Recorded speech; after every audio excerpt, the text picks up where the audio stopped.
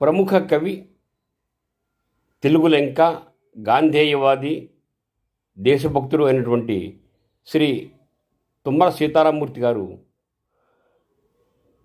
తెలుగు భాషకు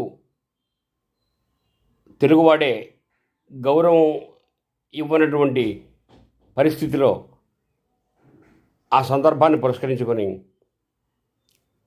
ఈ విధంగా తమ ఆవేదన వెలిబుచ్చారు.